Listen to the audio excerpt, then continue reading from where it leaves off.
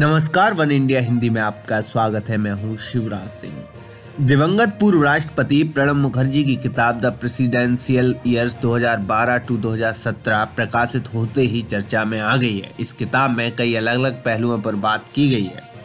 प्रणब मुखर्जी ने पीएम मोदी के साथ अपने संबंधों पर भी खुलकर बात की है। इस किताब में जहां संसद से नदारद रहने और नोटबंदी को लेकर प्रणब मुखर्जी ने पीएम मोदी को आड़े हाथों लिया है, तो वहीं कई मुद्दों पर जमकर तारीफ भी की है। किताब में लिखा है कि साल 2014 में लोकसभा चुनाव जीतने के बाद पहली मुलाकात में मोदी तात्कालिक राष्ट्रपति प्रणब मुखर्जी से मिलने आए तो एक अखबार की कतरन साथ लाए, जिसमें मुखर्जी का पुराना भाषण था जो राजनीतिक रूप से स्थिर जनादेश की उम्मीद व्यक्त करता था।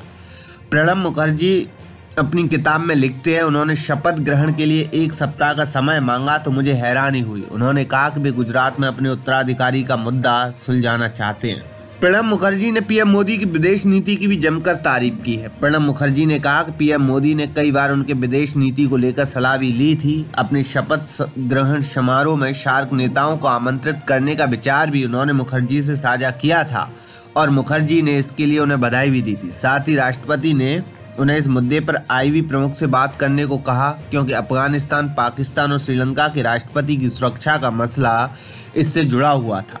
मुखर्जी ने एक जगह लिखा है, अपने कार्यकाल के दौरान मेरा पीएम मोदी से बेहद सौहार्दपूर्ण रिश्ता था। हालांकि नीतिगत मुद्दों पर मैं कभी भी उन्हें अपनी सलाह देने से हिचकता नहीं था। ऐसे कई मौके आए जब मैंने जो चिंता जताई थी उसे उन्होंने भी उठाया। मुझे ये भी यकीन है कि वे विदेश नीति की बारीकियों को जल्दी समझने लगे। पूर्व राष्ट्रपति ने यह भी लिखा है कि वो 2014 में बीजेपी को मिली शानदार जीत को लेकर अस्वस्थ नहीं थे। उन्होंने कहा कि केवल पीयूष गोयल ही थे जो ये कह रहे थे कि बीजेपी 265 सीटें जीत जाएगी और ये आंकड़ा 280 तक जा सकता है। प्रणब मुखर्जी लिखते हैं, जब उन्होंने मोदी का बेहद सघन और व्यस्त चुनावी कार्यक्रम देखा तो वे उन्हें गंभीरता से लेने लगे।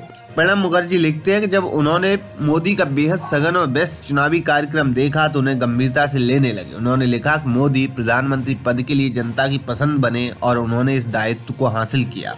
वहीं जीएसटी शुरू करने के कार्यक्रम में मिले आमंत्रण से भी प्रणब मुखर्जी खुश थे। उन्होंने लिखा है, मैं 3.5 साल तक इस बिल को पारित कराने के लिए प्रयत्न करता रहा और बतौर राष्ट्रपति मेरे दस्तखत से कानून बनेगा। ये ऐतिहासिक संयोग होगा। अगर मैं 30 जून को इसे लागू होने के मौके पर संसद के केंद्रीय कक्ष में मौजूद रहूं।